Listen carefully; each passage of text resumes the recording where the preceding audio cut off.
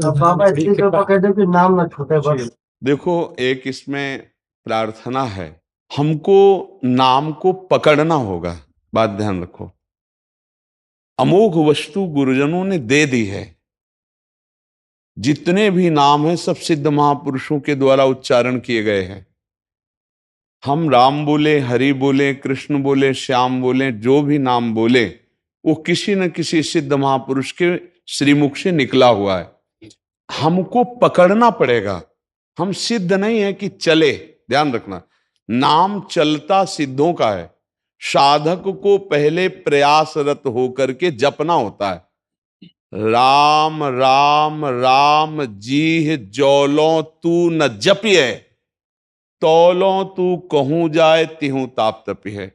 यहां चलने की बात नहीं कर रहे, यहां जपने की बात करें। साधक को जपना पड़ेगा। राम नाम मणिदीप धरि जीह देहरी द्वार, तुलसी भीतर बाहिरो जो चाह सुझियार। जब हम प्रत्येक श्वास में निरंतर नामाभ्यास करते हैं, अव्यावृत भजनात्, तो हमारे हृदय की ऐसी दशा हो जाती है जैसे हमारा हृदय धड़कता है। अब इसमें हम कहीं नहीं, धड़काने में जैसे हमारी पलक झपकती, इसमें हम कहीं नहीं है। हमारी श्वास प्रश्वास स्वतः चल रही, ऐसे ही नाम चलने लगता है। जब तक हमारी रुचि, हमारी महत्व बुद्धि, हमारी परम धन बुद्धि, हमारी जीवन बुद्धि नाम में नहीं होती, तब तक नाम चलता नहीं है। नाम को चलाना पड़ता है। तो हम अपनी जिह्वा से भाव बने ना बने, रुचि हो ना हो, राम राम कृष्ण कृष्ण हरि हरि राधा राधा कहने में क्या जाता है। भाव कुभाव अनख आलस हो, नाम जपत मंगल दिस दसो। चौपाई तो पढ़ ली, चौपाई सुन ली, लेकिन हम पकड़ पा रहे हैं? कितना महामहिम है कि बिना श्रद्धा के, बिना भाव के भी वो तुम्हारा दसों दिशाओं में मंगल कर देगा। तो पकड़ो ना। अब कह दे कि कोई आशीर्वाद दे दे कि नाम जब चले, तो देखो हम इस बात को सपोर्ट नहीं करते। हम अंदर से मानते हैं कि भगवत प्रेमी महात्माओं की कृपा से नाम जपने की प्रेरणा मिलती है, नाम जप में रुचि होती है और नाम की रक्षा होती है। वो सब हमारे ऊपर है। संत समागम मिला तो हमारे ऊपर कृपा है, भगवत कृपा है। जब द्रवय दीन दयालु राघो तो साधु संगति पाइए, संतों की कृपा है, तभी नाम जप करना है, ये सुनने को मिला। अब हम पकड़ लें, अब हम उसे पकड़ लें। एक क्षण के लिए भी नाम छोड़ने के लिए हम तैयार न हो। एक तरफ नाम है और एक तरफ त्रिगुण से रची हुई हर माया की चाल है। वो भय देगी, वो सुख का प्रलोभन देगी, भोगों का प्रलोभन देगी। नाम में ऐसी रति होनी चाहिए कि कोई भी प्रलोभन हमारा नाम न छुटवा दे, वो सिद्ध पुरुष हो जाएगा। पर हर प्रलोभन इतना बड़ा, हर भय इतना बड़ा हो जाता है कि भगवान और भगवान का नाम विस्मरण हो जाता है। उन भोगों में, उन भयों में तन्मय हो जाते हैं। तो नाम की महिमा नहीं जानी, नाम में रुचि नहीं हुई, नाम को हमने पकड़ा नहीं, नहीं तो किसी भी स्थिति में नाम नहीं छूट सकता। तद स्मरणेन परम व्याकुलते थे। इसलिए भाई, आशीर्वाद की जरूरत नहीं है, पुरुषार्थ की जरूरत है। आप में जो भगवान ने शक्ति दी है, उसको आप नाम जप में लगाइए, उसको आप परहित में लगाइए। बोल सकते हैं तो गाली क्यों बोले, प्रपंच क्यों बोले, भगवान की कथा बोलेंगे, नाम बोलेंगे। चल सकते हैं तो भगवत मार्ग में चलेंगे। सामर्थ्य है हमारी तो हम उसे परमार्थ में लगाएंगे, उसको हम गंदे कार्यों में क्यों लगाएं। तो वाणी दी है भगवान ने, तो उसको नाम में लगाइए आप। यही कृपा है कि नाम जपने की हमारे अंदर भावना आ जाए, तो जपिए आप। आपके अंदर भावना है, क्योंकि आप कह रहे निरंतर नाम चलने लगे, तो चलता सिद्धों का है। साधक को जपना पड़ता है, इसके लिए प्रयासरत रहना पड़ता है। तदर्पिता अखिलाचारिता तद्स्मरणेन परम व्याकुलते। समस्त आचरण भगवान के अनुकूल करे, उनको समर्पित करे, खूब नाम जपने का प्रयास करे, तो भगवत कृपा से नाम ऐसे माला की तरह अपने आप चलने लगता है। नाम श्वास दो बिलक चलत हैं, इनको भेद नमो को भावे। आज सत्संग में सुन रहे थे, श्वास ही नाम, नाम ही श्वासा, नाम श्वास को भेद मिटावे, रोम रोम तब रग रग बोले, तब कुछ स्वाद नाम को पावे। रात दिन एक कर दिया जाता है। जैसे जो गरीब आदमी धन कमाने के लिए ओवर टाइम करता है, ऐसे चोरी चोरी नाम जप किया। सब सो रहे हैं, उठ के बैठ गए, कम सो के काम चलाते हैं, कम खा के काम चलाते हैं। हाँ, विरत बहुकर्मा, निरत निरंतर सज्जन धर्मा, हम उन कर्मों से बचते हैं जो हमें प्रपंच में फंसाते हैं। नाम जप करते हुए शास्त्र सम्मत कर्म करते हैं, अभी आनंद की अनुभूति हो जाए। पर हम लोग बड़े प्रमादी हैं। प्रमादी कहते हैं जो करने योग्य उसे ना करना, जो ना करने योग्य उसे करना। तो इसी प्रमाद के कारण नाम में रुचि नहीं हो पाती। नाम महिमा सुनने पर भी नाम को हम छोड़ देते हैं और संसार के आकर्षण में फंसकर घंटों व्यतीत कर देते हैं। और हमको ये जलन नहीं होती कि नाम छूट गया। 100 रुपए का घाटा हो जाए व्यापारी को तो उस दिन वो उसको भोजन पाने में अच्छा नहीं लगेगा कि आज 100 रुपए का घाटा हुआ। और एक नाम के बराबर त्रिभुवन की संपत्ति नहीं है और वो नाम छूट गया और हम अपने को पश्चाताप में नहीं डाल रहे। नाम छूटा, इससे बड़ी हानि, इससे बड़ी विपत्ति और क्या हो सकती है। परम ज्ञानी महाभागवत हनुमान जी के का हनुमंत विपत्ति प्रभु सोई, जब तो सुमिरन भजन। सब कुछ उपाय पता है, पर क्या हम निरंतर इसको पकड़ पाते हैं कि हमारी विपत्ति का स्थान भगवत विस्मरण, हमारी हानि भगवत विस्मरण, हर समय स्मरण परायण, स्मृति ही हमारा जीवन है। बस फिर बात बन गई, यस्य स्मरण मात्रेण जन्म संसार बंधनात् विमुच्यते नमस्तस्मै विष्णुवे प्रभु विष्णुवे। जिनका स्मरण मात्र परम आह्लाद प्रदान करके इस संस्कृति के चक्र से उबार लेता है। नाम चल रहा है, अपार मस्ती, कुछ भी हो बाधा नहीं पहुंच सकती, पक्का समझिएगा। कोई भी रोग, कोई भी शोक, कोई भी द्वंद्व उसके हृदय को क्षुभित नहीं कर सकता, जिसका चिंतन बन गया है निरंतर नाम का चिंतन, गुरु प्रदत्त मंत्र का चिंतन। वो अपार आनंद में डूबता है। बहुत बहुत स्मृति ही सब कुछ है। जिसकी स्मृति खो गई वो किसी की, पूरी गीता का फल है स्मृति। नष्टो मोहा स्मृति लब्धा त्वत्प्रसादान मयाच्युता। भगवान से स्मृति, स्वरूप की स्मृति, हरि की स्मृति, गुरु की प्रदत्त मंत्र नाम की स्मृति, यही तो हमारी साधना, यही हमारा जीवन है। जी प्रश्न। डॉक्टर रश्मि शर्मा जी दिल्ली से। राधे राधे। राधे राधे महाराज जी। गुरु जी, मेरे अंतःकरण में प्रभु की कोई साकार छवि कभी नहीं आती, बस अपनी सांसों में और रोम रोम में उस चैतन्य की सत्ता का बोध होता है। वो जड़ चेतन सब में विराजमान है, ऐसा तो लगता है। बस हरि शरणम हो हमेशा अंतःकरण में यही गूंजता रहता है। बढ़िया, की परेशानी क्या है भाई? कोई समस्या हो तो उसका उत्तर है। जब आपकी इतनी ऊंची स्थिति है तो समस्या खत्म है, फिर प्रश्न का तो कोई सवाल ही नहीं उठता। कोई छवि नहीं दिखती ना है? कोई छवि, साकार छवि नहीं आती कोई। तो आप चाहो तो आएगी, जब आपको चाहे ना। नहीं, जड़ चैतन्य में सब चैतन्य सत्ता दिख रहे। आप तो बहुत ऊंची ब्रह्म स्थिति बता दिए। ये बहुत ऊंची ब्रह्म स्थिति है। इसीलिए हम प्रार्थना करते हैं गोस्वामी जी का एक दोहा सुना के, ब्रह्म ज्ञान बिन नारी नर करें न दूसरी बात, कौड़ी लागी लोभवश करें विप्र गुरु घात। ये गोस्वामी जी बहुत पहले से लिख गए। ईमानदारी से देखो तुम्हारी स्थिति कहां अंतःकरण की। देखो, जब जड़ चैतन्य में एक ही सत्ता का दर्शन होता है ना, तो जैसे तुम डॉक्टर हो तो मरीज को देख के नहीं जान जाओगे भाई। पुराने वैद्य ऐसे होते थे कि उनको अल्ट्रासाउंड एक्सरा कराने की जरूरत नहीं होती थी। ऐसे पकड़ा और या दृष्टि से देखा, समझ में आ जाता। पीलिया वाला दृष्टि से समझ में आने दे। ऐसे अपने लोग डॉक्टर हैं भवरोग के। भवरोग समझते हैं? हाँ, उसका रोगी एक दृष्टि में पता चल जाता है भवरोगी है भवमुक्त है। समझ रहे? जब कोई भवरोगी होकर भयरोग मुक्त की बात करता है तो हम लोग ऐसे हो जाते हैं। जी जी, क्यों? हमारे तो प्रभु हो आप, लेकिन आप वंचित रह गए। संत कृपा से वंचित रह गए, संत लाभ से वंचित रह गए। हमारी असलियत में जो स्थिति हो, अगर हम वो संतों से बात करें तो हमें वास्तविक लाभ मिल जाए। इसलिए हम सबसे प्रार्थना करते हैं कि यदि नाम जब तुम्हारी जिह्वा पे नहीं है तो कुछ भी कर लो, बारी मथे घृत होए बरु, सिकता ते बरु तेल, और बिनु हरि भजन न भवतरी या सिद्धांत अपेल। पक्का समझ लो, यदि भजन नहीं है ना, नाम जप, सब बकवास है। जिस समय काल का थप्पड़ लगेगा उस समय सब भूल जाओगे। ये हमारी बात थोड़ी कड़वी लगेगी, मतलब यहां आए हो इसलिए प्रार्थना कर रहे हैं, उठते बैठते चलते फिरते आप नाम जप कर देखो, फिर मिलना, हमें बताना कैसा लग रहा है। कोई भी, हम किसी को, हमारे आप प्राण हो, हमारी आप आत्मा हो, तो हम आपको कड़वा भी बोल सकते हैं क्योंकि आप हमारे पास आए हो।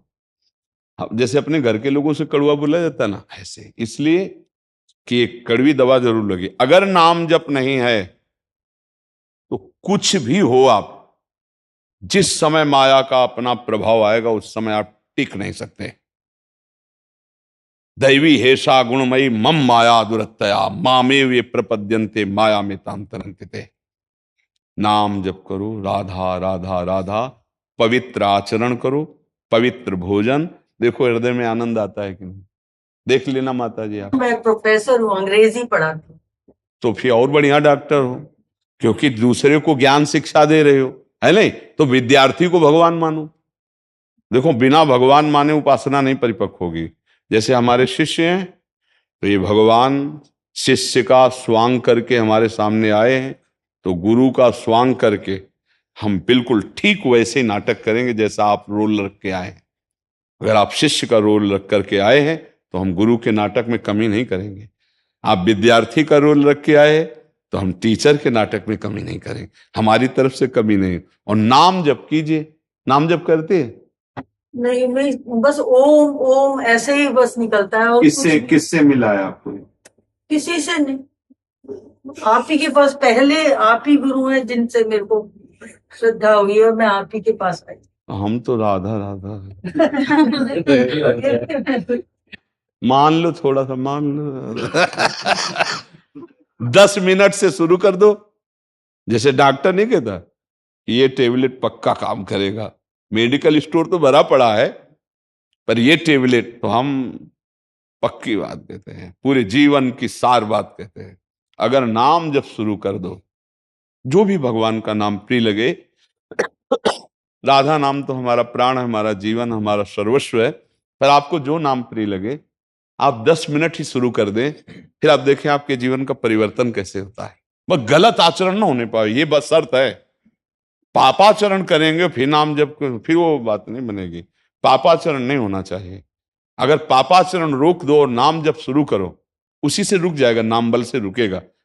फिर आप देखो नाम कैसा आनंद देता है।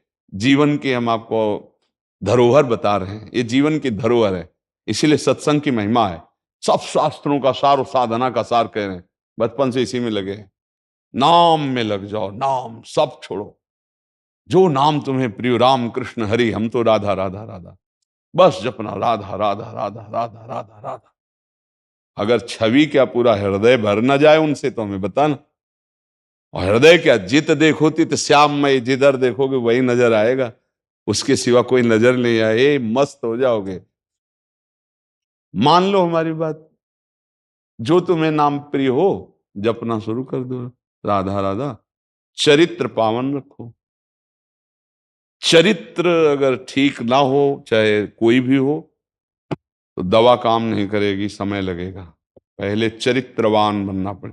खेती किसान बनाता है ना, फिर बीज बोता है तो फसल लहला जाती है। आजकल हम लोग चरित्रहीन बहुत हो रहे हैं। नहीं, अपने चरित्र को हम धन नहीं समझ रहे हैं। हमारा जो भारतीय संस्कृति है वो धर्म के लिए, चरित्र के लिए प्राणों का भी विसर्जन कर दिया है। जब अत्याचारी लोग चरित्रहीनता फैलाने के लिए आए तो सुना कि उनका प्रवेश हो गया, तो कूद करके प्राणों की हत्या कर दी, पूरे समुदाय के समुदाय, लेकिन चरित्र को कलंकित नहीं होने दिया। उसी चरित्र को आजकल हम लोग खिलवाड़ करते हैं। देखो चरित्रहीनता अगर रहेगी तो भगवदानंद की अनुभूति तो नहीं होने वाली। नाम जब करोगे, भगवत आश्रित रहोगे तो चरित्रवान बनोगे। जिसका चरित्र पवित्र है हम उसी का गायन करते हैं। क्यों, क्या गाते हो? राम चरित्र नहीं गाते? हाँ, हम संतों की पूजा क्यों करते हैं? हमारे समान वो मनुष्य हैं, हमारे समान ही उनका रचना हुई है। जैसे हम भगवदंश हैं, ऐसे तुम भगवदंश हो। जो हमारा पंचभौतिक वैसे है। चरित्र की, साधना की, उनके भजन की हम वृत्ति को नमस्कार करते हैं। उसी को तो नमस्कार करते हैं। किसको नमस्कार? रूप रंग को थोड़ी नमस्कार करते हैं, पदवी पैसा को थोड़ी नमस्कार करते हैं। उनकी साधना को, उनके चरित्र को, उनके भजन को, तो वो आप नहीं कर सकते क्या? वो आप भी कर सकते हो। तो यही सीखने हम संतों के पास जाते हैं कि हमारा चरित्र पवित्र हो, हम नाम जप करें, हम भगवान को रिझा लें। तो जो शराब पीता है, मांस खाता है, व्यभिचार करता है, चोरी हिंसा करता है, वो कैसे भजन कर पाएगा? अगर ये बातें छोड़ दो और नाम जप करो और फिर आनंद न मिले तो आप हमें बताना। हम कई बार कहा है कि देखो हमारा बड़ा तार्किक स्वभाव रहा है, क्योंकि बचपन से भगवत मार्ग में चले तो हमारी सहसा ऐसे श्रद्धा होने वाली वह नहीं है। जब तक हम कसौटी पे नहीं कसेंगे तब तक हम सहसा विश्वास नहीं करते, और सहसा हम किसी को मित्र नहीं मानते, और सहसा किसी बात को स्वीकार नहीं करते। पहले हमारी कसौटी में कसे। तो हम ये जो बोल रहे हैं, कसौटी में कस के बोल रहे हैं कि अगर हमें भगवान के भजन में आनंद ना मिला होता तो माइक से कह देते, लेकिन आपसे कहते हैं कि निहाल कर दिया भगवान ने। अब वो चीज तो ऐसी है ले कि आपको बता सके। जैसे आपको एक रसगुल्ला पवाएं, पूछे कैसा है, बोले मीठा है। बोले कैसा मीठा है? बोले बहुत अधिक मीठा है। बोले इसके बाद कैसा है? वो उत्तर होगा खा के देख लो, ले आएगा। ऐसे ही भजन में कैसा आनंद है? बोले कैसे बताए? बोले बताओ ना। बोले भजन करके देख लो, फिर तुम्हें अनुभव में आएगा तभी, क्योंकि ये अनुभव गम्य है। अब ये तो लेके बोले भजन में कैसा? बोले बड़ा आनंद। बोले वो बड़ा आनंद कैसा? बोले करके देख लो, भजन करके देख लो, क्योंकि भजन के बिना इसका। तो इसलिए हमारी प्रार्थना है, सब ज्ञान विज्ञान सबका सार है, स्वयं सनकादि जो ब्रह्मबोध संपन्न है, हर समय जपते रहते हरिशरणम हरिशरणम हरिशरणम, भगवान शिव, बड़े बड़े महापुरुष। इसलिए सबसे प्रार्थना है, देखो इसमें पैसा नहीं खर्चा होता, इसमें हम नहाने धोने की बात नहीं कर रहे कि 4 बजे नहा के फिर जपो, ऐसा नहीं। तुम जैसे भी हो, शौचालय में भी हो, शौचालय में भी हो तो भी जप सकते हो। मान लो शौचालय में बैठे और अंदर चल रहा राधा राधा राधा, क्या परेशानी है? शरीर अपना काम कर रहा है, नाम जप चल रहा है। अगर शौचालय में हार्ट फेल हो जाए तो, इसे दिल फेल हो जाए तो हमारी दुर्गति हो जाएगी। इसलिए हम उस समय भी नाम जप कर रहे हैं। ये बढ़िया नाम जप करो, खाते पीते उठते बैठते चलते फिरते राधा राधा राधा, परम मंगल हो जाएगा। वंशिका विष्ट जी उत्तराखंड से, महाराज जी को नमन। महाराज जी, हर इंसान को भौतिकता एवं आध्यात्मिकता के बीच हमेशा संतुलन बनाकर चलना चाहिए। ये क्या हर व्यक्ति के लिए सही है? न ही सिर्फ भक्ति एवं न ही सिर्फ भौतिकता, आजकल के जीवन में ये कैसे प्राप्त करें? मतलब बैलेंस कह रहे हैं कि अगर आप इसे 2 ना करके 1 करके देखें तो बहुत सरल हो जाएगा। जिसे आप भौतिकता और अध्यात्म 2 करके चलेंगे तो विक्षेप पड़ सकता है। फिर आपको लगेगा कि 2 मार्गों में कदम रखने वाला सुरक्षित यात्रा नहीं कर सकता है, एक मार्ग। और हमें लगता है कि भौतिकता है ही नहीं। किसका प्रश्न है? भौतिकता है ही नहीं, उसको हम अध्यात्म बनाते हैं, उसे अध्यात्म में बनाते हैं। जैसे आपका जीवन धर्ममय हो, आपका चरित्र पवित्र हो, और आपको जो कर्तव्य मिला है उसे भगवान की पूजा मान लें और राधा राधा जपें। अब आप बताइए कि आपकी कौन सी भौतिकता ऐसी जो है हमारे अध्यात्म में बाधा पहुंचा देगी, या हमारा अध्यात्म ऐसा क्या है जो आपकी भौतिकता को बाधा पहुंचा देगा? बोलिए, क्या समस्या इसमें आएगी? हाँ, अधर्माचरण का विरोध है, चरित्रहीनता का विरोध है, और ये आपकी भौतिकता का भी नाश कर देगी। आप देख लीजिए, अगर आप चरित्रहीनता पे अपने जीवन को ले जाते हैं, कोई भी हो, तो कोई आपको क्षति पहुंचावे या ना पहुंचावे, आपका मन आपको क्षति पहुंचा देगा। वो आपको जेल पहुंचा देगा, वो आपसे हिंसा करवा देगा, वो कई तरह के। चरित्रहीनता उसके अंतःकरण को अपवित्र कर दिया, और वो अपवित्रता अधर्म पे अधर्म करने के लिए प्रेरित करती चली जा रही। अब क्या हुआ? पुत्र गया और वो जेल गए, बर्बाद कर दिया ना पूरा जीवन अपना। ये भौतिकता है। एक आदमी है 1000 रुपए रोज कमाता है, लेकिन वो 200-250 रुपए की शराब पी के आता है, वो मांस खाता है, वो गंदे व्यवहार करता है। क्या ये भौतिकता है? यदि वो उसी पैसे की हरी सब्जी, अंगूर, सेब आदि फल अपने बच्चों के, अपने परिवार के लिए अनुकूल पदार्थ लाता तो उसका परिवार कितना सुंदर रहता। तो अध्यात्म क्या कहता है, ये ना करो। बोलिए तुम्हारी भौतिकता को सजा रहा है या उजाड़ रहा है? अध्यात्म सजा रहा है। तुम जो व्यर्थ पैसे खर्चा करते हो, तुम जो गंदे आचरण करते हो, जैसे एक पति पत्नी दोनों पाणी ग्रहण किए, जीवन भर के लिए मित्रता का हाथ बढ़ाया, इसके बाद पति का आचरण पत्नी की नजर में आता है कि गंदा है, 2-3 से संबंध रखता है, पत्नी का आचरण समझ में आया गंदा है, अब वो जीवन का सुरक्षित है? क्या वो भौतिकता का लौकिक संबंध उसका सुरक्षित है? क्या उनका प्रेम सुरक्षित है? क्या उनका जीवन शांतिमय होगा? नहीं। तो अध्यात्म इसका विरोध करता है कि तुमको ऐसे आचरण नहीं करने चाहिए। अब बोलिए अध्यात्म तुम्हें संभालता है, सजाता है, या तुम्हारा कहीं विरोध करता है? तुम्हारी भौतिकता को सजाता है, तुम्हारे गृहस्थ को, तुम्हारे संसार को सुखमय बनाने के लिए अध्यात्म है। अध्यात्म वैरागी के लिए है अलग नियम, गृहस्थ के लिए अलग नियम है। कहीं भी अध्यात्म का ऐसा आरोप नहीं है कि आपके सजाए हुए घर को उजाड़ने की बात हो। आप हमें प्रश्न करके बता सकते हैं कि अध्यात्म और भौतिकता में क्या अंतर है? समझ पा रहे हैं आप? जी। मतलब मेन क्वेश्चन ये था कि ये तो जो आपने बताया वो हो गया बैलेंस ही, मतलब कि हमें बैलेंस ही करना है। पर जैसे कई बार लोग ज्यादा भक्ति की ओर भी बढ़ जाते हैं थोड़ा, और जैसा आपने कहा बैरागी वगैरह, तो क्या वो नहीं, ज्यादा भक्ति की ओर बढ़ जाते हैं तो हानि क्या होती है, हमें बता दीजिए ना। आप हमारे पास क्यों आई हैं? यही जानने के लिए। नहीं, आप हमारे पास क्यों आई, क्या मान के आई हैं? आप हमको एक भौतिकता या ज्यादा भक्ति वाला मान के आई हैं? सच्ची बोलना, भक्त मान के आई ना? तो अगर भक्ति बढ़ेगी तो जगत पूजनीय हो जाएगा कि निंदनीय? गृहस्थ में रहते हुए वो महात्मा जगत बंदनीय हो जाएगा। वो पैंट शर्ट में रहते हुए महात्मा होगा, वो तुम्हारी तरह भेष रखे हुए महात्मा होगा, चाहे स्त्री हो चाहे पुरुष हो, वो बंदनीय हो जाएगा। क्या भगवान की भक्ति करना, भगवान की भक्ति में आगे बढ़ जाना, क्या लोक में निंदनीय? वही भक्ति जिसको आप आरोपित करना चाहते हैं, क्या ज्यादा भक्ति करना अच्छा है? तो हम कह रहे हैं यदि वही भक्ति जो यहां है आपके अंदर आ जाए, तो आज इतने लोग आप बैठे हो, अभी आप निकलोगे तो जब से आप आए हमारे सानिध्य में, जब निकलोगे तो इतने बीच में संतुष्ट रहोगे कि नहीं? प्रसन्न होना, इस समय आप आनंदित होना, हमारा जीवन सार्थक है। अगर अधिक भक्ति बढ़ी तो लाखों लोग आनंदित है ना, तो आपका परिवार आपसे तो आनंदित हो जाए पहले। समझ रहे कि नहीं समझ रहे?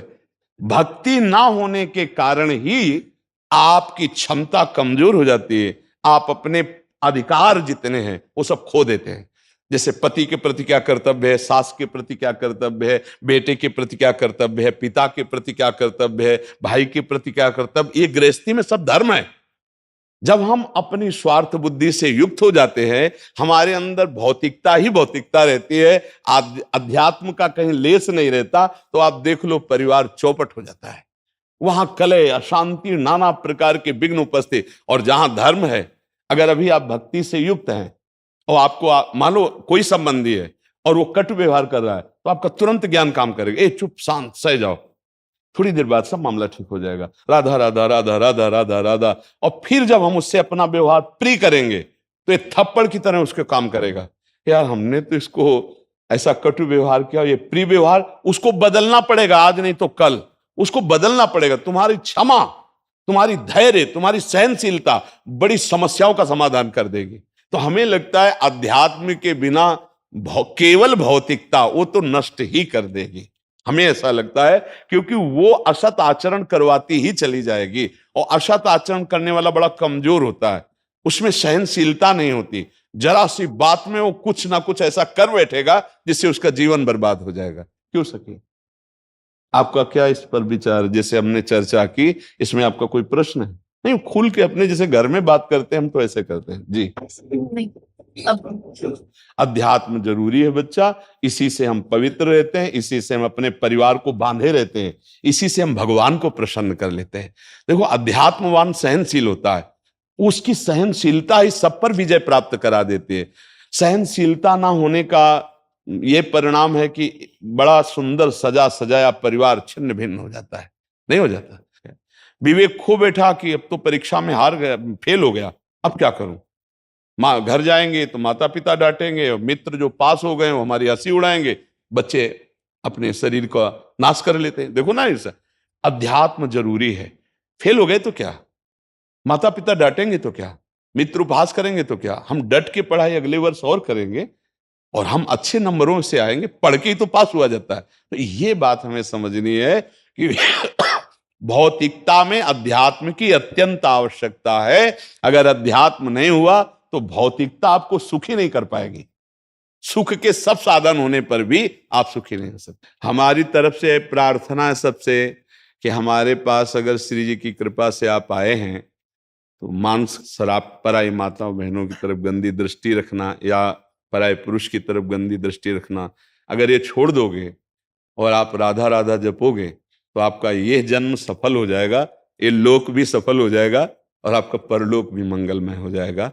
देखो, यहाँ आए हो तो इसी भाव से आए हो कि आपका मंगल हो, आप कल्याण को प्राप्त हो।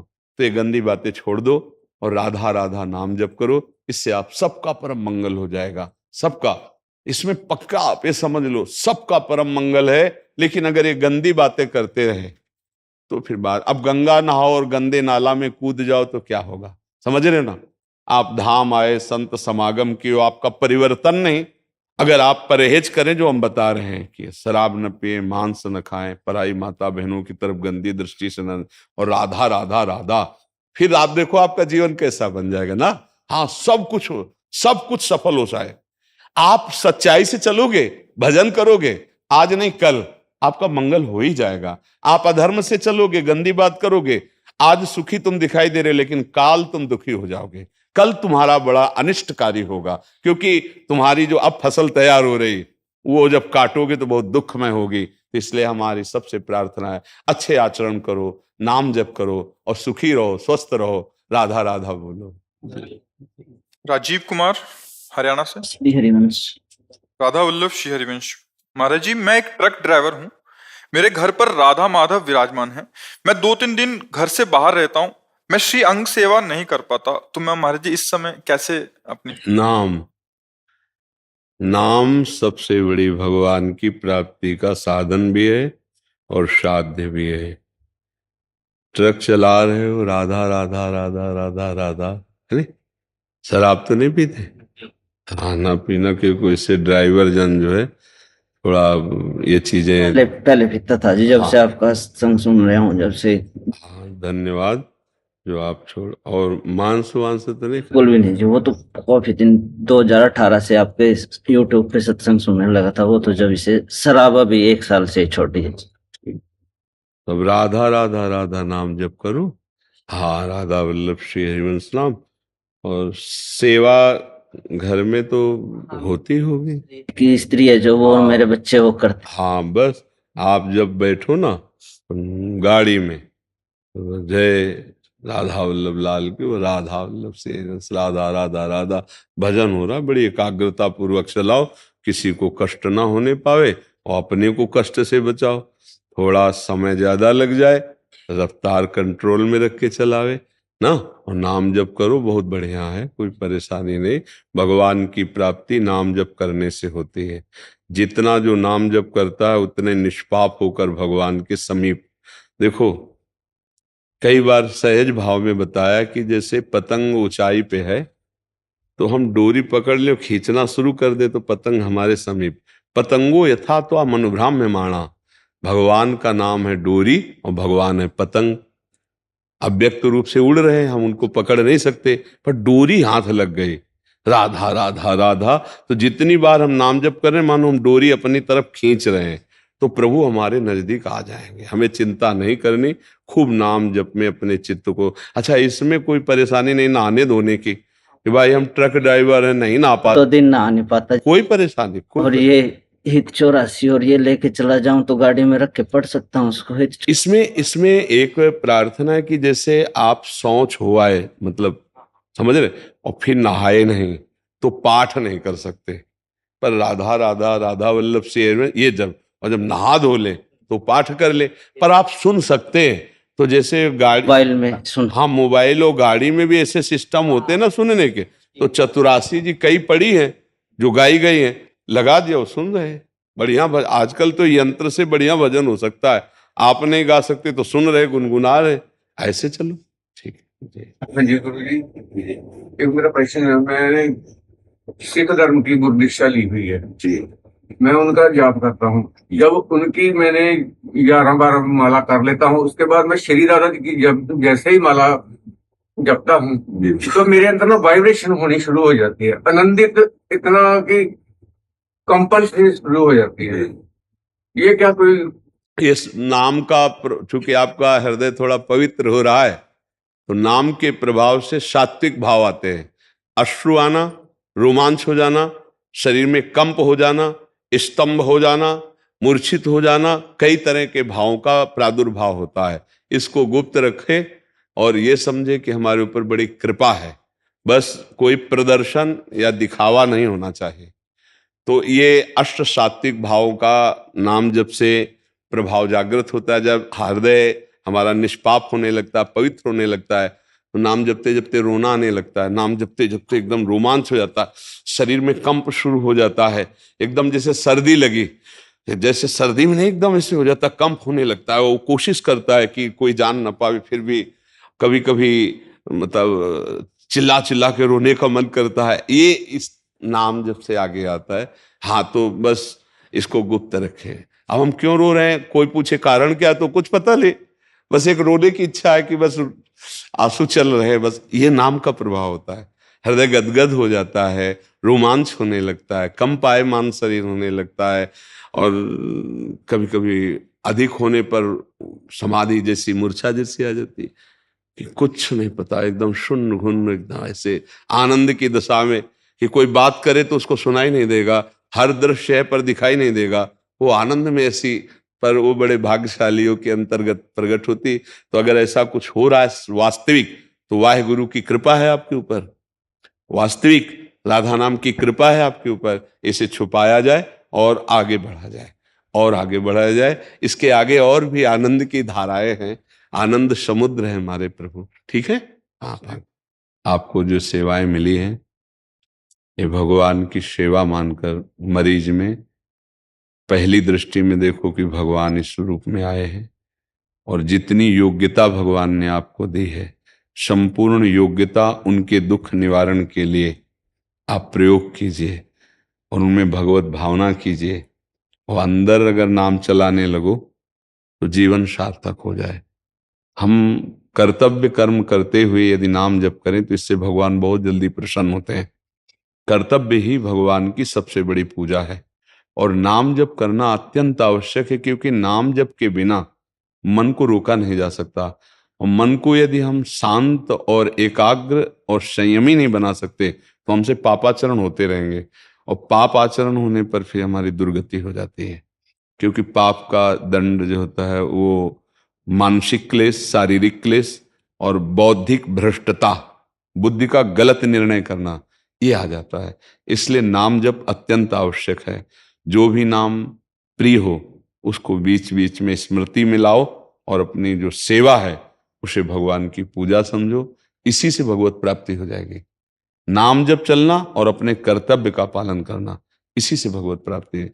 जैसे अपने लोग हैं नाम जप कर रहे हैं, हमारा निवृत्ति मार्ग है, निवृत्ति वैराग्य मार्ग, तो हम अपने धर्म का पालन कर रहे हैं। हम भिक्षान आपसे लेते हैं तो शिक्षा देना हमारा परम कर्तव्य है, और वो शिक्षा जो स्वयं आचरण में उतारी गई है, वो उपदेश जिसका स्वाद लिया गया है, तभी वो ठीक माना जाता है। केवल पढ़ करके उपदेश कर दिया, अपने आचरण में नहीं उतारा गया, तो वो दम्भ कहा जाता है, उसी को पाखंड कहा जाता है कि ज्ञान का उपदेश कर रहे हो, ज्ञान स्वयं में है नहीं, अनुभूत स्वयं है नहीं। तो ऐसे प्रवृत्ति और निवृत्ति दो मार्ग हैं। आप प्रवृत्ति मार्ग से अपना निवृत्ति मार्ग, दोनों अपने अपने धर्म का यदि सही पालन करें तो दोनों को समान भगवत प्राप्ति होती है। ऐसा नहीं कि साधु को कोई विशेष भगवान की कृपा मिलेगी, ऐसा नहीं है। दोनों को समान रूप से भगवत प्राप्ति होती है यदि अपने अपने कर्तव्य का, और अगर अपने कर्तव्य में चूक हो जाए तो विरक्त को भी नरक जाना पड़ेगा, गृहस्थ को भी नरक जाना पड़ेगा, नहीं गुरु को भी नरक जाना पड़ेगा। हरे शिष्य धन शोकन हरे, सो गुरु घोर नरक मा परे, ठीक है ना। तो इसलिए आप अपने कर्तव्य पे दृढ़ रह करके और खूब नाम जप करते हुए ये जो सेवा है ना, इसी से भगवान को प्रसन्न कर ले। दिखा दे सकते हैं महाराज जी? आए महाराज। राधे राधे दिखा दे सकते हैं? महाराज जी हम तो चिल्ला चिल्ला के कहते हैं राधा राधा राधा राधा राधा, हमारा प्राण है राधा, हमारा जीवन है राधा। अगर आप कहते हैं जो जप अलग है मंत्र अलग होता है इसलिए। तो फिर महाराज जी इसके लिए अभी कुछ समय इंतजार करना पड़ेगा। पहले राधा नाम जप कीजिए और मन में विचार कर लीजिए कि हम जिस उपासना में जा रहे हैं उसे सांगो पांग स्वीकार करना होगा। तो महाराज जी के पास तो साधक संत जो महाराज जी लिखे है ना, और साधक संजीवन जो महाराज जी लिखे है ना, उसी महाराज जी का हम। हाँ, तो अब इसमें क्या, हमारा आपको उपासना समझनी होगी, क्योंकि इस उपासना में मिलावट नहीं हो सकती। ये हमारी प्यारी जी की उपासना है, इसमें सर्वतो भावेन कूदना पड़ेगा, ये मान करके कि आपको कुछ नहीं आता। अब जो रजिस्टर में लिखा जाएगा वही आप चलोगे। इसे कोरा पन्ना एकदम बनना पड़ेगा आपको, क्योंकि महारानी जी के मार्ग में चलने पर कुछ आप अपना रख लो, कुछ आप हमारी बात मानो, तो अब समय नहीं रह गया, ये अवस्था नहीं। अब बिल्कुल कूदना पड़ेगा सीधे राधा और कूद पड़ो। तो नहीं तो जैसे चल रहे हो चलो, खुली बात समझो। आप ऐसे प्रश्न उत्तर कर लेना अलग बात है, लेकिन आप गुरु शिष्य का संबंध स्वीकार करना, तो उसमें आपको समझना होगा कि श्री राधा जुग चरण निवास, गोरे चरणारविंद के सिवा अन्य कोई नहीं। वही गोरे चरणारविंद का मंत्र, वही गोरे चरणारविंद की निष्ठा, वही गोरे चरणारविंद की उपासना। और लालजू महाराज उन्हीं गोरे चरणारविंद के समीप विराजमान है। हमारी जो भावना है वो तद्भावोत्सवता परम भवत में तत्प्राणनाथे रति। आपके प्राणनाथ श्याम सुंदर हो, आप मेरी प्राणनाथ हैं, तो आपके प्राणनाथ को आपके सुख के लिए हम आपसे भी ज्यादा चाहते हैं। ऐसे हम युगल की उपासना करते हैं। हमारी जो वृंदावन प्रेम उपासना है उसमें एक श्री राधा जुग चरण निवास, श्री किशोरी जी के चरणारविंद की हम सहचरी हैं, और हमारे जो प्रीतम हैं वो किशोरी जी हैं। किशोरी जी के जो प्रीतम है वो लाल जी हैं। तो किशोरी जी के प्रीतम, जो किशोरी जी कह रहे हैं मुझको तो भावती ठोर प्यारे के नयन में, किशोरी जी कह रहे मेरे तन मन प्राण होते प्रीतम प्रिय। तो किशोरी जी से भी ज्यादा प्यार हम लालजू को करते हैं। पर लालजू को प्यार इसलिए करते हैं कि मेरी किशोरी जी के सुख है, वो मेरी किशोरी जी के प्राण है, मेरी किशोरी जी के जीवन है। तो मेरे के प्राणनाथ श्री श्यामा शपथ करो तन से रहो को काहू मने दिए। आप समझ पा रहे, मेरे प्राणनाथ श्री श्यामा शपथ करो। आचार्य चरण कह रहे हैं कसम पूर्वक कहता हूं कि मेरे आराध्य देव श्यामा जो हैं। और लालजू बोले तद्भावोत्सवता परम भवत में तत्प्राणनाथे रति। आपके भाव उत्सव के लिए, आपके सुख के लिए लाडली, आपके प्राणनाथ में मेरी रति है, आपके सुख के लिए। तो ये मार्ग में कूदो मत। अगर कूदो तो सब डिलीट करके कूदो कि आपको कुछ नहीं आता, जैसा कहा जा रहा है वैसे चल रहे। राधा राधा राधा तो समझ में आए, कुछ अपनी लगाओगे तो नहीं समझ में आएगा। जैसे अपने लोग आए ना, ऐसे चला जाता है। इसमें बिल्कुल सब कुछ वेदांत का ज्ञान है, और गुरुदेव की जो जो आज्ञा हुई सब डिलीट, सब खत्म, केवल ऐसे। ये मार्ग, इस मार्ग में या में मिलोनी मिले न कछु जब खेलत रास सदा बन में। ये जो हमारे श्यामा श्याम की उपासना है इसमें मिलोनी नहीं है, किंचन मात्र है। ज्ञान धर्म व्रत कर्म जिते सब काहू में नहीं मोह प्रतीति। रसिक अनन्य निशान बजायो एक श्याम श्यामा पद प्रीति। श्री हरिवंश चरण निज सेवक बिचले नहीं छाणी रस रीति। श्री हरिवंश धर्म प्रगट निपट के ताकि उपमा को नाही। ये मात्र लाडली जी की जय, महारानी जी की जय, स्वामिनी जी की और युगल की आराधना। हाँ, भगवत रसिक जी कहते हैं जुगल नवल किशोर उपासना, जुगल मंत्र को जाप, जुगल मंत्र को जाप, वेद रसकन के बानी। श्री वृंदावन धाम इष्ट श्यामा महारानी। प्रेम देवता मिले बिना सिद्ध होए न कारज। भगवत सब सुखदान प्रकट भय रसिकाचारज। ये जो रसिकाचारज की शरणागति है, नवल किशोर उपासना, जुगल मंत्र को जाप, जुगल मंत्र को जाप, वेद रसकन की बानी, श्री वृंदावन धाम इष्ट श्यामा महारानी। ये ऐसे रस में पहले समझ ले, किसी मार्ग में उतरने के पहले उस मार्ग को समझ ले। उतर करके फिर नहीं समझा जाता, समझ के उतरा जाता है। जब उतर गए तो अब चाहे गला कट जाए, चाहे नरक मिले, अब तो बस आगे। यत्र यत्र मम जन्म कर्म भी नारके परमे पदे थवा। श्री राधिका रति निकुंज मंडली तत्र तत्र हृदय में विराजता। जागृत स्वप्न सुसुप्ति स्फुरत में राधा पदाब्ज छटा। वैकुंठे नरकेथवा मम गतिर नान्यास्तु राधाम बिना। जाग रहे सो रहे हैं, कैसी भी स्थिति में राधा हमारी सब कुछ है। और बोले इसके सिवा वैकुंठ भी मुझे अच्छा है, जागृत स्वप्न सुसुप्ति स्फुरत में राधा पदाब्ज छटा, वैकुंठे नरके थवा मम गतिर, नरक मिले वैकुंठ मिले कि कोई हमें परवाह नहीं। राधा राधा राधा हम वृंदावन वासी, प्रिया प्रीतम के उपासी। अब ये रंग समझ लीजिए आप। प्रश्न का उत्तर लेना तटस्थ भूमिका है, लेकिन गुरु शिष्य के संबंध में उतर जाना, इसको समझना पड़ेगा कि पहले हम देखें कि हम जहां कदम रख रहे हैं वो है क्या मार्ग। हम पहले ऐसे चलते थे, ये चर्चा भी नहीं होगी।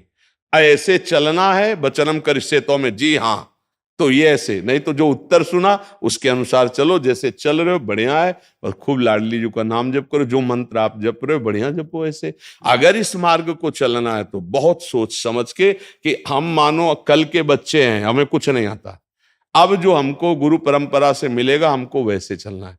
रहो कहीं भी, बरसाना रहो, ब्रज में कहीं भी रहो, जैसे रह रहे हो वैसे रहो, पर फिर चिंतन की प्रणाली श्री राधा जी चरण निवास से प्रारंभ होगी, लाडली जी के गोरे चरणों से चलेगी। ये आप विचार करके फिर कोई भी काम सहसा कदम ना बढ़ावे। सहसा नहीं, ये खेल नहीं, परमार्थ का मार्ग खेल नहीं। इस मार्ग में कदम बढ़ावे तो विचार पूर्वक बढ़ावे। किसी के प्रवचन सुनकर, किसी का प्रभाव देखकर 100 लोग जुड़ रहे हैं तो हम भी जुड़ जाएं, ऐसा कभी नहीं होना चाहिए। हम देखेंगे हमारा हृदय क्या कहता है, हम देखेंगे कि हमारी मन की वृत्ति मिलती है कि नहीं, हमारी उपासना जो हम चाह रहे हैं वो मिलेगी कि नहीं। जब ये बात पक्की हो जाए तब गुरु बनाना चाहिए, फिर उसके अनुसार ही अपना जीवन बना लेना चाहिए। थोड़ी भी मनमानी नहीं करनी चाहिए, तो उसे भगवत प्रेम प्राप्त हो जाएगा, निश्चित प्रेम प्राप्त। और आप तो प्रेमी जन हैं ही प्रभु के, आप देख लीजिए। महाराज जी इनका और प्रश्न है, कौन सा आसन करने से ब्रह्मचर्य ऊर्ध्वगामी होगा? अब जैसे अवस्था आपका ही प्रश्न है, अब ये नए साधकों के लिए होता है, आपके लिए तो मुझे लगता है कि इस विषय में आप चिंतन ही छोड़ देना चाहिए। क्योंकि नए साधक, अब जैसे ऊर्ध्वगामी के लिए सिद्धासन अत्यंत आवश्यक है। अब सिद्धासन के लिए महाराज का शरीर काम नहीं करेगा। अब सिद्धासन जो बाईं एड़ी है वो गुदा और मोत्येंद्री, उन दोनों के बीच के स्थान में ठीक एड़ी ऐसे लगी हुई है, और जो दाहिनी पैर की एड़ी है वो ठीक मोत्रेंद्री के ऊपर लगी होती है, ऐसे लगी होती है, और ठीक ऐसे बैठा जाता है। मेरुदंड बिल्कुल यही स्थिति होती है, और 2.5 घंटे 3 घंटे बिना हिले फट जाएगी जंघा, अभ्यास होना हो तो। अब सुषुम्ना नाड़ी का संचार होता है, फिर वीर ऊर्ध्वगामी होता है। तो इसलिए इस अवस्था में भरोसा के ऊपर छोड़ दे। क्योंकि अगर गृहस्थ जीवन रहा है तो पूर्वाभ्यासवश अगर वो महीने 2 महीने में वो वीरपात होता रहा है तो वो अपना अभ्यास काम करेगा, वो बार बार विक्षेप डालेगा। आपको अब उधर नहीं देखना, अब लाडली जी की तरफ देखना है। अब इस शरीर का राग छोड़ देना चाहिए, क्योंकि अवस्थागत ही साधना देखी जाती है। अब जैसे नौजवान है तो उसके लिए साधन पद्धति पे ऐसा नहीं हो सकता, उसको ऐसे करो। अब जैसे ये अवस्था है, बस इसमें एक ही है, भरोसो दृढ़ इन चरणन केरो। अब तो जावक जुत जुग चरण लली के, यही हमारे सुरतर काम धेर चिंतामणि भगवत रसिक अनन्याली के।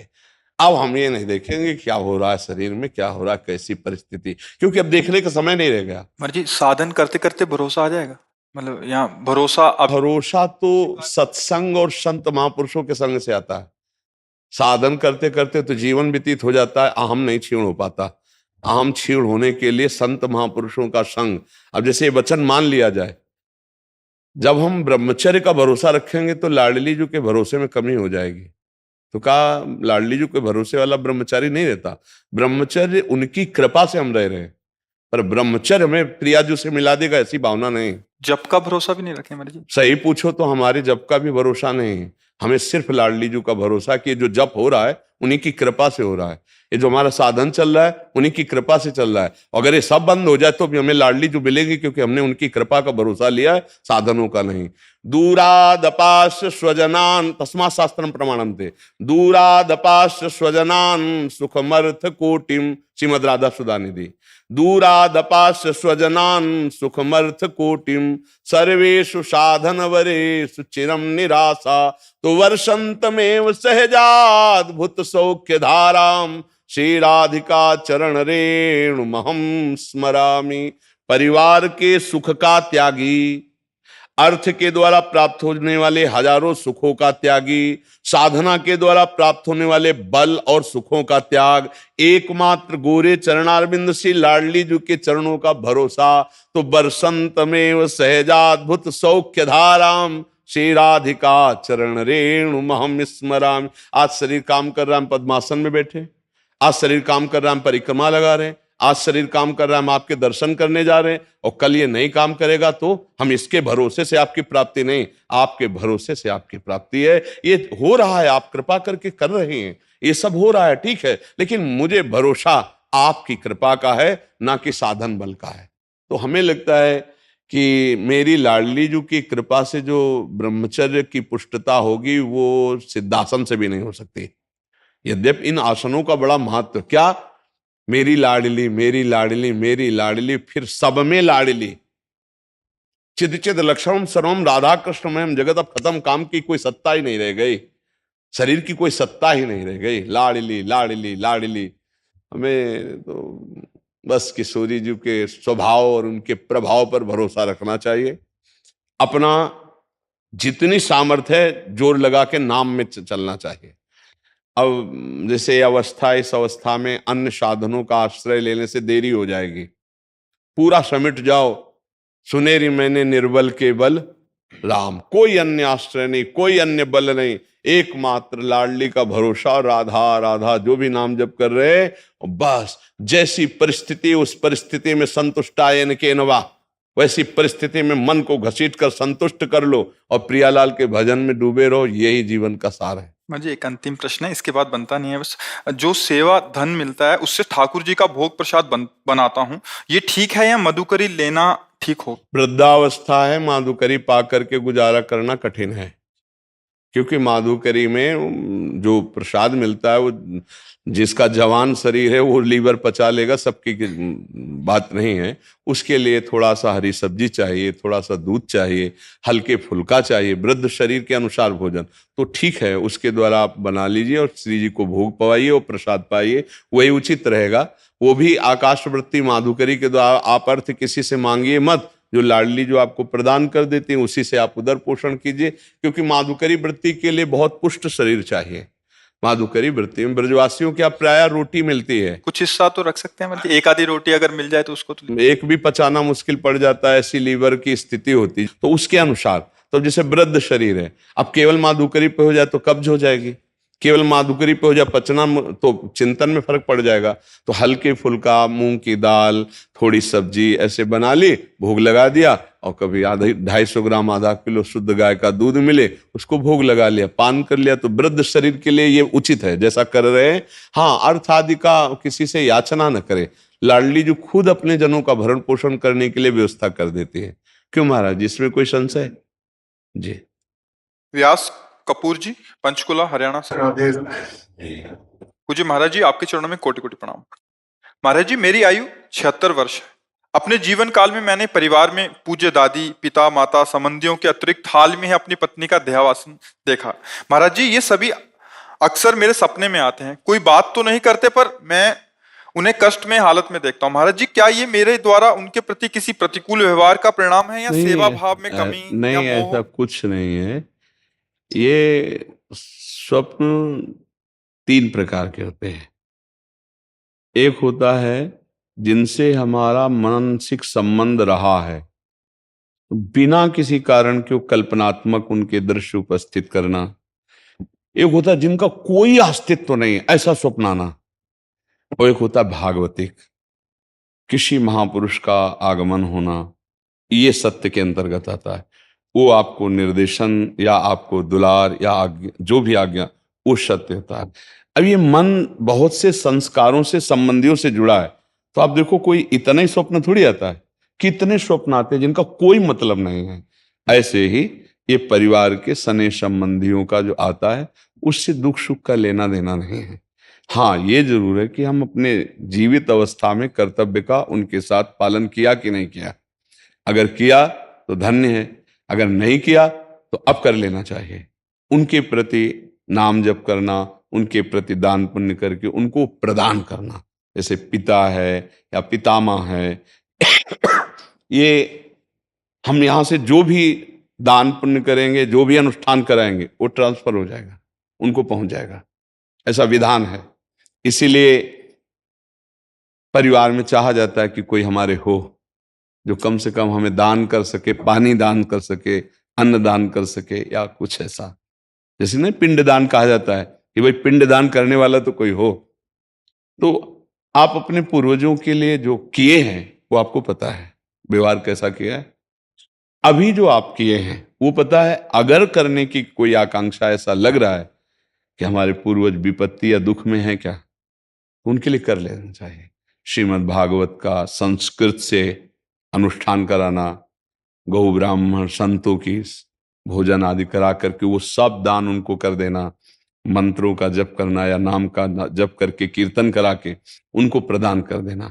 इससे उनका मंगल, जहां भी होंगे, जिस योनि में जहां भी, उनका उत्थान होने लगेगा, उनकी उन्नति होने लगेगी। ऐसा।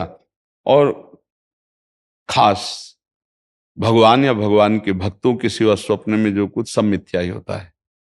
जैसे आप स्वप्न में देखते हैं मैं ये कर रहा हूं, मैं ये कर रहा हूं, तो कुछ होता है क्या? कुछ नहीं होता। अब लोग उसी में फंसा देते कि इस स्वप्न का क्या मतलब हो सकता। कुछ नहीं हो सकता, स्वप्न है। राजा जनक जी एक बार सैया में पड़े सोए और स्वप्न देखला कि हमारा सारा राज्य छिन गया और मैं एक भिखारी बन गया और बहुत भूख लगी है। अब मांगे तो थोड़े से चावल और दाल मिला, तो मटकी में, मिट्टी के पात्र में उन्होंने लकड़ी बीन करके खिचड़ी पकाई और वो पक्के तैयार होने वाली थी। 2 सांड आए, लड़ते हुए ऐसे लड़े कि पूरा बिखर गए और भूख से व्याकुल।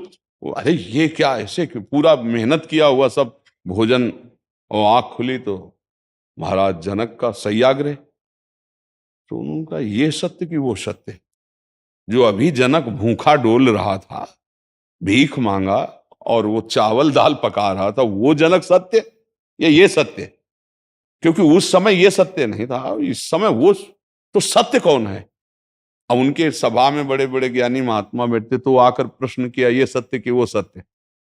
अब कुछ उसकी व्याख्या हो तो समझ में आवे, ये सत्य कि वो सत्य। अब कोई उत्तर ही न देवे।